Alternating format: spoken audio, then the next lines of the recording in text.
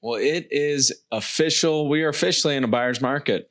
Hooray, right? That means prices are coming down and we have less bidding wars going on. But should we actually be buying right now? That's what I want to talk about this week. Stay tuned. Welcome to Short-Term Rental Riches. We'll discuss investing in real estate, but with a specific focus on short-term rentals. Quick, actionable items to acquire, manage, and scale your portfolio. I'm your host, Tim Hubbard.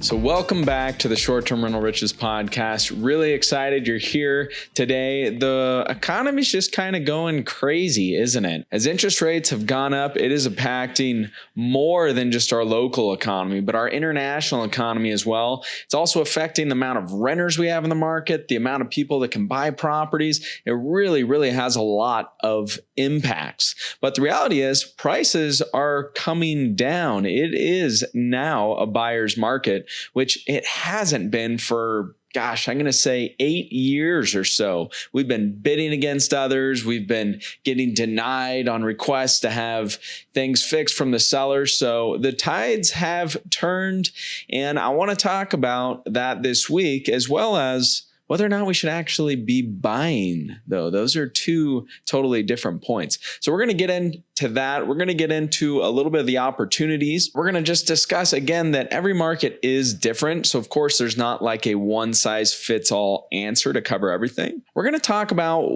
what you might want to do if you're underwater. Yeah, if you unfortunately didn't lock in a loan and you're not cash flowing on your property, I realize that is a stressful situation. So a couple little inputs there. And then, we're going to dig in on what this means for just the general economy. So what does it mean to be in a buyer's market? Well, quite simply, it means that the buyers have the advantage, right? The sellers no longer have the advantage. They don't have people lining up to buy their properties and multiple offers. You remember when people are getting like 30, 40 offers in some of these hot markets? Those days are gone. So it's now our turn to get a few more of our requests fulfilled when we're buying a property and to get some better prices. So just because prices are going down, which they are going down, according to Bloomberg, home prices are decelerating at the fastest rate in over a decade across major U.S. markets, a record 16% since July of this year. So prices are going down. Now, there's an interesting thing going on here, right? Our properties can actually be losing value, but the price staying relatively the same. So what do I mean by that? We're still in a very inflationary environment, and that's why rates are going up still. And I believe they're going to continue going up. So let's just say we had a property that was worth $100,000. I know that hardly exists anywhere anymore, but let's just say it did. And the price didn't change at all, but inflation was at 15%. Well, if that property stayed the same price for a whole year, that means it lost 15% of its real value. So there's a difference between real value, which accounts for inflation, and nominal value, which is just a number, right? And we've got to account for inflation. So it's very possible that some of these markets might not see huge price decreases, but the actual value, the real value of the property is going down at the same time because of inflation. And so every market's different, right? Traditionally, when we look back at real estate cycles, we see that some markets went up much faster than others, and very often those are the same markets that go down much faster than others. So I like to invest in markets that are a little more stable, right? It means that yes, we might miss out on some of that giant appreciation that a lot of those really bubble markets, we can say, had, but at the same time, we see less impact on the downside. So keep that in mind. Some of these markets that really shot up, they're probably going to be the ones to go down and to go down faster. Prices are dropping. Properties are staying longer on the market. People are backing out of deals. So should we actually be buying? Well, it depends. It's actually an easy question to answer. We should only be buying, first of all, if it's a pure investment. So if we have no personal investment into it, if this is a property we're buying, just 100% investment, then it just comes down to the numbers, right? We talk about that all the time. So if you can find a property these days in this market that's cash flowing and you're using a loan at today's higher interest rates, well, if you're comfortable with that property, if you're excited with that property, I would pull the trigger and get into it. Because if it's cash flowing now, there are pressures on the rental pool, on the rental demand that are going to keep going up. We're going to talk about that here in a second. The other side to this is if you bought that property today and it cash flowed at today's interest rates, and then you refinance in the future at a lower interest rate, not to say that they're going down anytime soon, but if you do refinance in the future, that means you're going to cash flow even better, right? So my opinion, if it's a good deal to you and it makes sense on the numbers and you're excited about it, then pull the trigger. But on the other side of that, I do believe prices are going down and they're going to continue to keep going down. Of course, in some markets more than others. So there's some opportunity here for us to get properties at a discount, at least at a discount if we look past over the last years. Now, people are getting squeezed, right? As inflation goes up, the purchasing power goes down, right? So anyone that's on a fixed income, they're getting squeezed right now. We also have a really large baby boomer generation in the US, and they're retiring, or they're at that stage, or they're wanting to retire soon. Now, at the same time that prices are dropping in the real estate markets, they're also dropping in the stock market. I'm sure you've seen that. It's dropped like almost, 25 to 30% really, really quickly. And a lot of these baby boomers that were going to rely on that income that they had in their stock market, well, imagine they potentially just lost like 30%. And so what are they going to do, right? Unless they find another job, they're going to need a little more money. Now, the good side for a lot of these baby boomers is they actually own their properties and they have a ton of equity in them still. So if push comes to shove and things continue tightening and inflation continues going up and this segment of our demographic needs more money, well, better believe that they're going to be forced to sell a lot of those properties and they're going to be selling them at a discount, unfortunately. So one other thing that we're seeing in the rental market, specifically the short-term rental market, is that the reservations are getting longer, right? 50% or more of Airbnb's reservations are for a week or longer, and 20% of them are for a month or longer. Now we got to think, if less people can buy a home, there's got to be a lot of people that are going to sit there on the sidelines waiting to buy a home for when interest rates come down. But at the same time, they're very likely not going to want to sign a year-long lease, right? So I really believe that is going to put more demand on a medium-term stay on Airbnb or wherever you have your short-term rentals listed. I also think we have more demand coming to medium-term stays just because of the way society has changed, right? People can work remotely much easier than they ever could. So I think those two pieces are definitely going to put more demand on medium-term stays. I'm just going to throw out a forecast here and say that right now, Airbnb has 20% or more of all their bookings are a month or longer. I would say in another 2 or so years, we might see that number at 30 or even up to 40% for month-long stays. So I think there is a lot of opportunity there as well. Keep that in mind. There's a lot of other pressures going on here. To get to the renter side, so if you are underwater, if you didn't lock in a loan, I'm really sorry. You just got to kind of hang on right now. I wish you would have heard my episode I did a year ago in November of last year, a whole year ago. And the title of that episode was Why You Need to Refinance Now. And I actually put now in capital letters. So if you didn't listen to that one,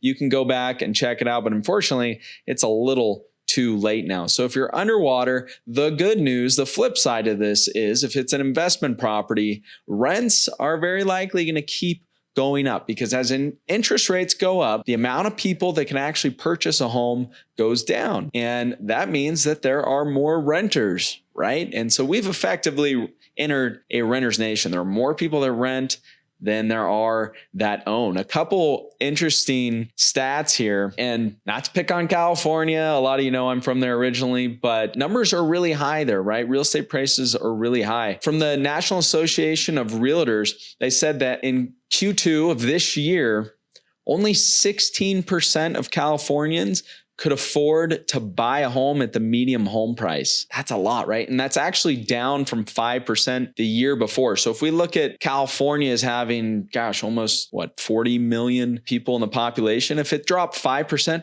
that just means that 2 million people 2 million people 1 year over the next cannot buy homes that they could have maybe a year ago. And that's because of interest rates. So if interest rates keep going up, the ability to purchase a home goes down for a lot of people. I looked up Sacramento, where I'm from originally, just for fun facts. The average home price there is lower than it is a lot of other places in California.